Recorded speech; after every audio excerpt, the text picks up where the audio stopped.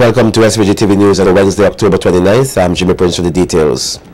One day after this country celebrated its 35th anniversary of independence, the government of St. Vincent and the Grenadines hosted a groundbreaking ceremony for the construction of the largest and longest bridge here.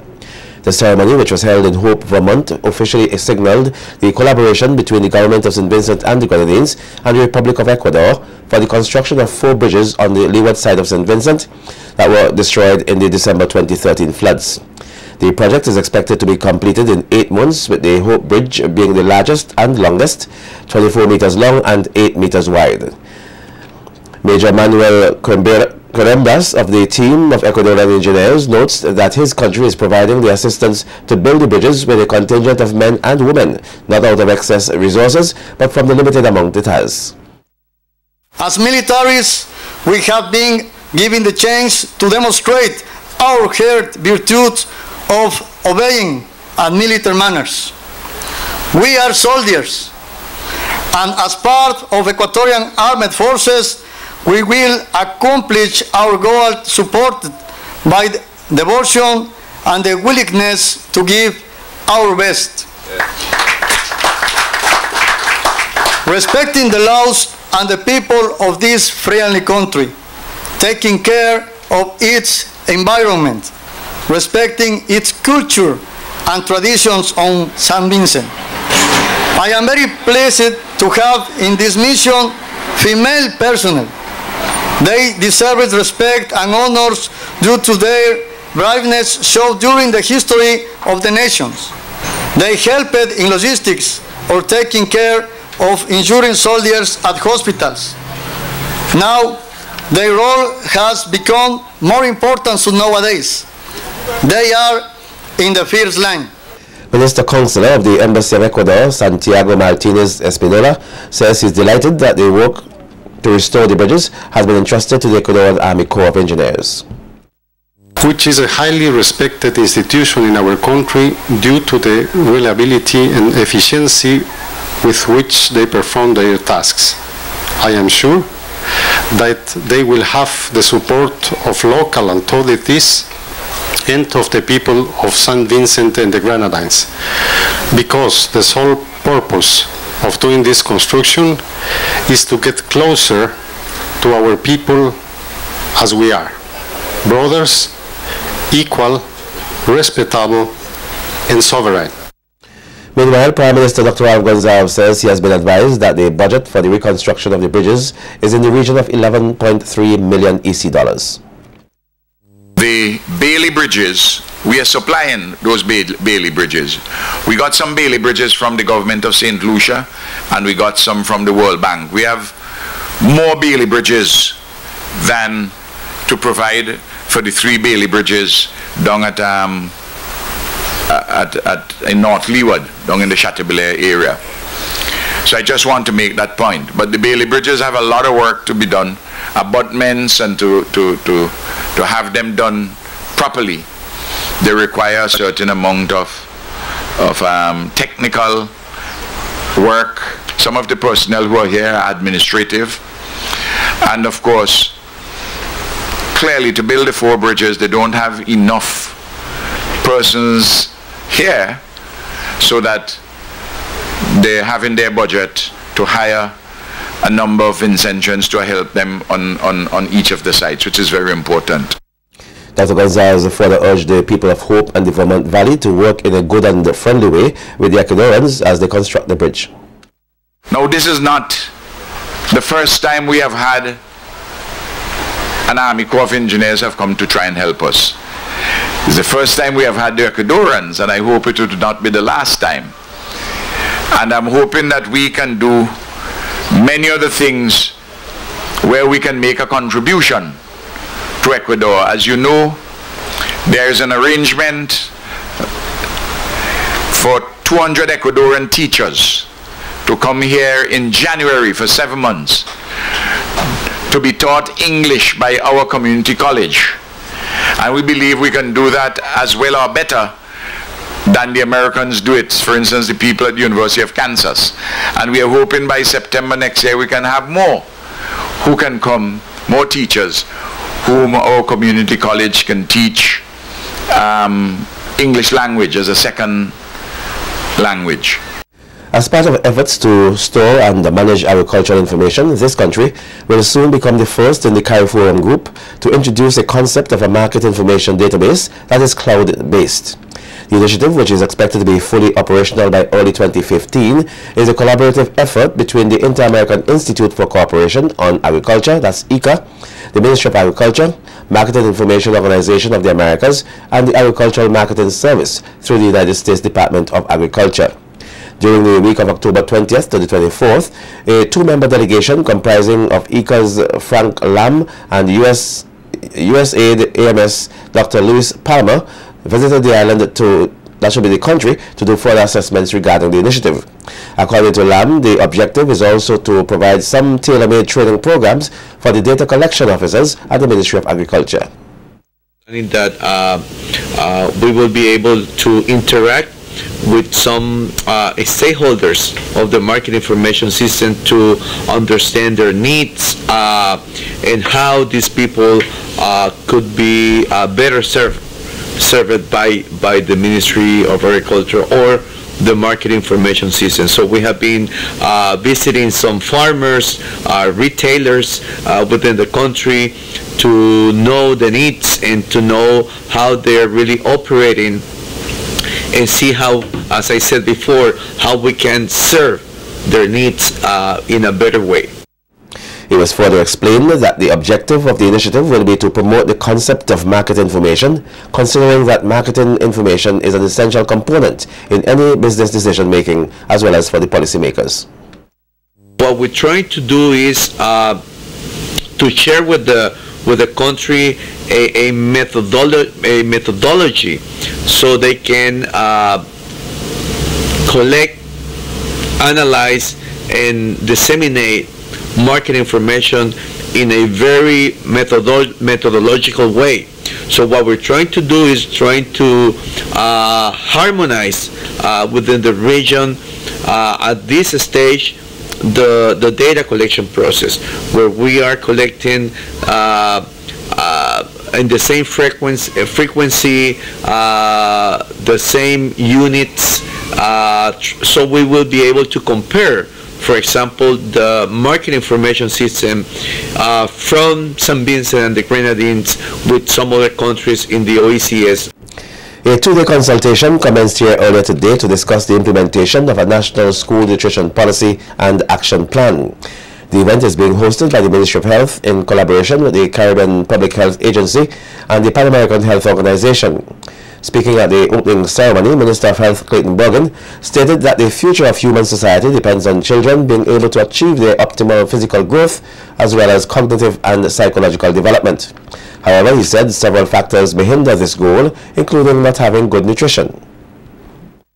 Many co-eating habits and behavioral patterns that may persist throughout adulthood are also during childhood adolescence. When children and adolescents consume diet of poor quality, the multiple nutrient deficiencies may result in poor growth, diminished resistance to infection, and stunted physical and mental development. At the same time, poor diet may result in excess intake of energy, leading to overweight and obesity. Nutrition interventions, therefore, need to occur early in childhood and adolescence. And this is in order to reverse the adverse effects of overweight, anemia, underweight, obesity, and poor eating habits on child health, growth, and development. Minister Bogan stated that like most countries in St. Vincent and the Grenadines, children spend a lot of their day at school, in which they often have 1 or 2 meals and several snacks. He says they therefore constitute an ideal captive audience to promote nutrition education and healthy eating, though some school environments unfortunately are not conducive to healthy eating. And in an attempt to meet the need for food at school and also raise funds, the PTAs and the various administrators of many schools offer different types of foods for sale that are popular with children. but which are also high in fat and energy. A similar problem obtains with the food vendors who surround schools, exposing children to a wide variety of unhealthy foods that are high in fat, salt, and excess added sugar.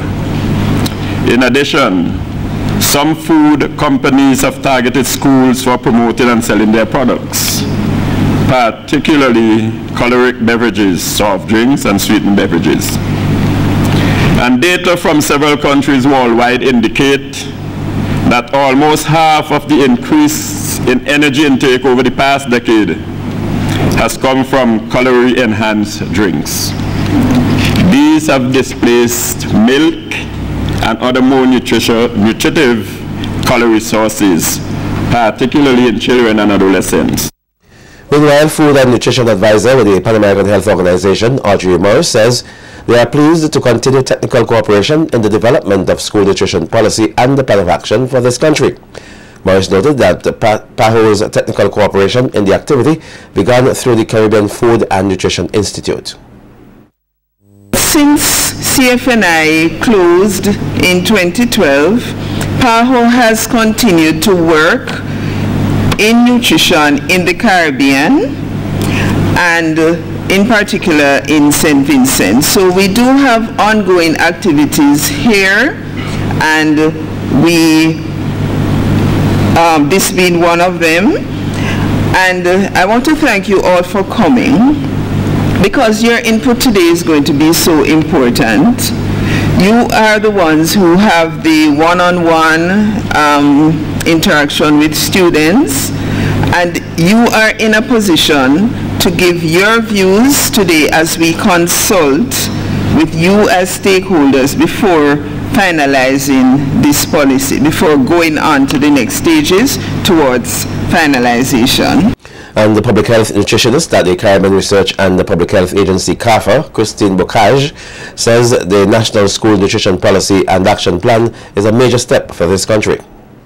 This school nutrition policy is really a part of a bigger policy on nutrition, child nutrition for 0 to 17 years in St. Vincent and the Grenadines. And as Dr. Morris said, we're really pleased to have you here because your role is critical. Well, some news from the courts now. In news from the court, we hear that Police Constable Elroy Lewis has been arrested and charged for the theft of a Samsung cellular phone valued at $2,000. The phone is said to belong to fellow officer McCandle Bentic of Montague. Lewis appeared at the Kingston Magistrates Court earlier today and maintained his innocence. The matter has been adjourned to November 10th, 2014 for trial. He was also ordered not to contact the complainant with regards to the matter.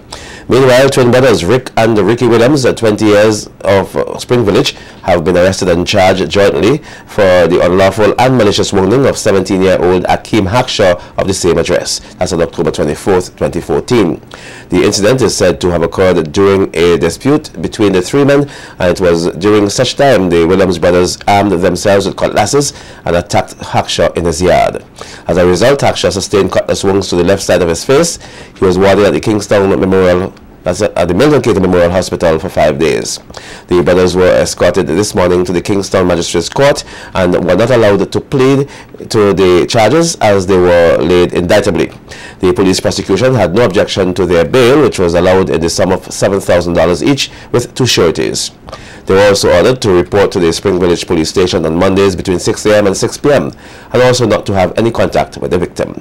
The matter was adjourned and transferred to the Serious Offences Court for October 30th, 2014 to have a date set for the preliminary inquiry.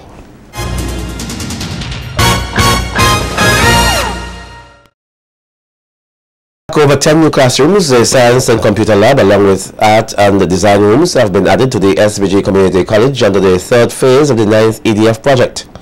Giving an overview of the project at the official launch yesterday, Procurement Officer Janelle Kwao said the academic staff have been provided with new accommodations in the 2-story teachers building, complete with conferencing facility and staff lounge. This expansion was but one component of the 9th EDF, improvement of education through the use of information and communication technology, which aimed, among other things, to improve the infrastructure at the Villa campus of the St. Vincent and the Grenadines Community College to include ICT-enhanced facilities. More specifically, the objectives of the expansion of the Villa campus of the St. Vincent and the Grenadines Community College were to expand the physical facilities, facilitate expanded program offerings, facilitate relocation of the Division of Teacher Education to the Villa campus, and facilitate the various integration stages of the institution. Design architect Moulton said he was grateful for the opportunity to design what he describes as an ultra-modern academic facility, adding that the project is the largest he has designed in his career thus far. This assignment has been a very, very gratifying and accelerating experience for me. I want to say to you students and lecturers that you are indeed fortunate. I remember the days when chalkboards separated classrooms, floors and ceilings were unfinished, classes were noisy, and the teachers and students vied for each other's attention. Gone are those days. You now have a modern, updated facility which should maximize the learning and teaching environment. Kudos go to the present government for taking the step to expand this campus to provide the most modern, updated facilities for you to receive the best tertiary education possible. Meanwhile, European Union Ambassador to Barbados and the Eastern Caribbean, Miguel said that they have injected approximately 140 million EC dollars into this country's education system over the past 3 decades. Our relationship with your country has grown, and it has matured as your country has grown as an independent nation. Indeed, over the past 3 decades, our support has shifted from the usual mix of scholarships, school feeding programs, and skill development initiatives to a more holistic approach designed to improve access and quality in the early years and enhance competitiveness through human capacity development in the post-secondary years. Over the years, our investment has translated into new policies, standards, and facilities in early childhood and special needs education, enhanced facilities to support adult education, and improved educational management. Many of the first government-run early childhood centers and the improved facilities at Georgetown for special needs are in fact testament of our work. We are pleased to have supported improvement to reading at the grade 6 level, access to secondary education through the new Union Island School, and the new technologies that we have introduced with the government throughout the island. Government is hoping to have at least 1 university graduate per household by 2025. Prime Minister Dr. Al Gonzalez made the announcement at yesterday's opening of the buildings at the SVG Community College under the 3rd phase of the 9th EDF project. He noted that his government has put arrangements in place for more scholarships, bursaries, national exhibitions, and grants for university education than in the entire history of St. Vincent and the Grenadines. This year alone, out of your A-level results, we gave you 11 national scholarships, which are fully funded 5-year scholarships,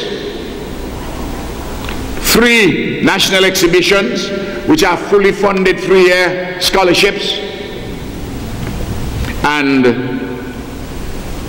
6 bursaries, which are $20,000 per year, in addition to having your economic costs of the University of West Indies paid off another $20,000.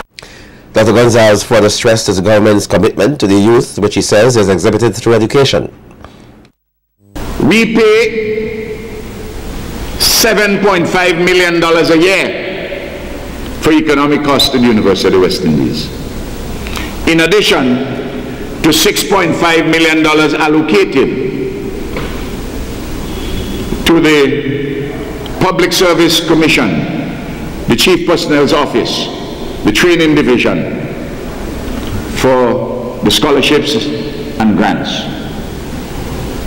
This year, among other things, we provided tuition scholarships to 70 students at university. Meanwhile, Prime Minister Gonzalez has this advice to students who are studying abroad and seeking spouses. Seek spouses who can add value to their lives and country. Those of you who are having them from inside of St. Vincent and the Grenadines, also bear that in mind. Have somebody who can add value to the enterprise, not somebody who can take away from you.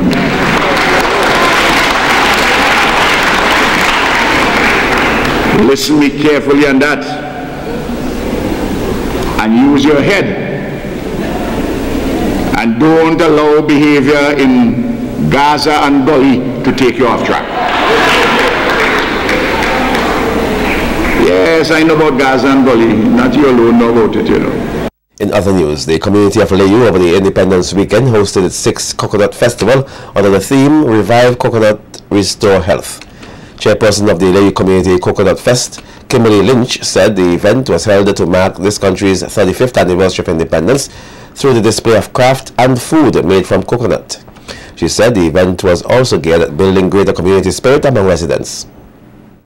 Sometimes get busy in our daily walks of life and we never meet together oftentimes. So upon this day we choose to come together where we build relationship, build connection with each other. Okay. And what are some other things on display today? Well, we have lampshades made from coconut branch, hats, flowers, rose, and then we have different coconut dishes. As you can see, we have coconut banana bread, coconut custard cake, coconut peanut punch, and over here we have coconut mashed potato. So we have lots of things in store. We have the boy, we have coconut bread, of course the best bread in St. Vincent, right here at our Coconut Fest. We also have sliced tart madongo, and even though we don't grow starch in Layou, if you want to have a good madongo, you have to come to Layou and get that madongo. Here's an excerpt from some of the exhibitors speaking of their displays at the Coconut Festival. My name is Andrew Homer and I live at Layou and I do with coconut. Coconut craft. All right, tell us some of, we see in here, we see in a bit of hats. Tell us, walk us through your table. Here we have hats made out of coconut. We have the coconut branches. Yeah, the coconut branches. Hats. We have bags made out of the coconut branches too. All types of bags. We have hats, earrings,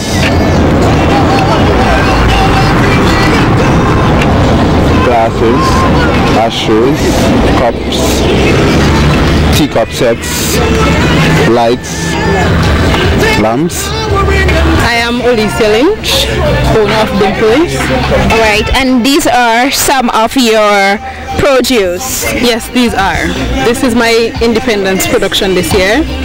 I featured a new piece which is the pistachio shell. So I hand painted them to represent the flag colors. This piece right here is from what we know as the Ankara movement now. This is a nice animal print. This one is also pistachio shells, and I gave it a different effect with a different style for this one. This is star-studded leather, and my clutches, of course. Vincentians are invited to a special prize giving and benefit concert tomorrow evening at Government House, hosted by the SVG Music Association. Public Relations Officer of the Association, Curtis Williams, told SVG-TV News that this year's event is special because it is being used to raise funds for a young musician who is suffering from leukemia. Williams says they are looking to raise some $126,000. They have already got some of the money, but more is needed. He said Vincentians can make their contribution to the cause at First Caribbean Bank account number 106-994-5, that should be 590, I'll just repeat that, 106-994-590. The Bank of Nova Scotia account 114187, or attend the concert tomorrow evening. So we have tried to accommodate you in more ways than one. You can attend, you can contribute to the bank account, or you can call in and make your pledge live, whether you're an individual or a company. And we would really appreciate this. We have a nice lineup of artists. We have Darren Andrews, our now international violinist. We have Réjean Baptiste, which is one of our best pianists in the country. We have other musicians, pianists, we have an orchestra, we have lots of classical music, we have the children, some of our best performing children playing. And so we invite everyone to come out, the family, everyone, to be there on Thursday evening, live or on your phone.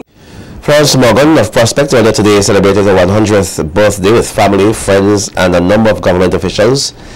Among those in attendance were Governor General Sir Frederick Ballantyne and Lady Ballantyne, Health Minister and Parliamentary Rep Clayton Bergen, and the Deputy Prime Minister Girlyn Miguel.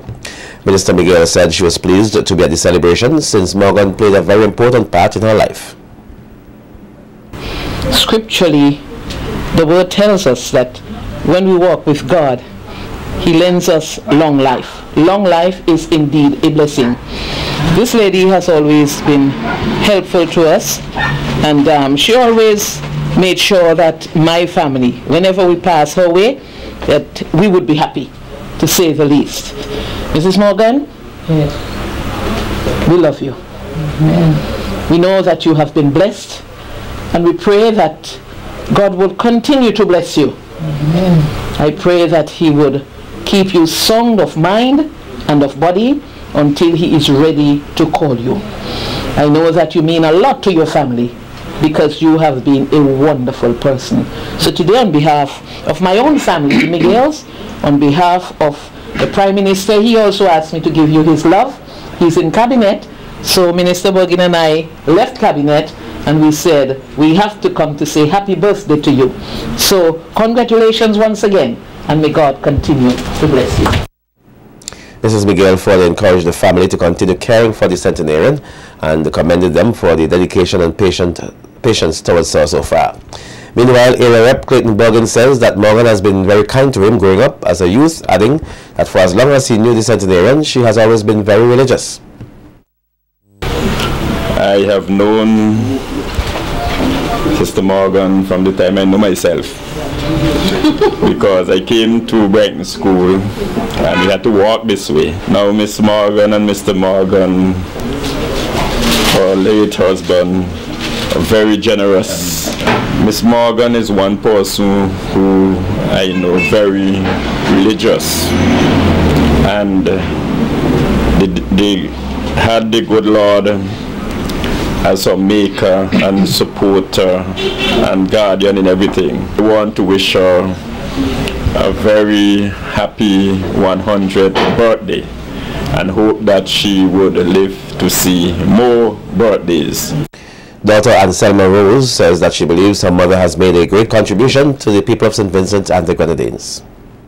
My mother, Florence Rosamond Morgan, celebrate 100 years, and we're happy that she can be recognized for the important contribution she has made to the development of not only the community but to St. Vincent and the Grenadines.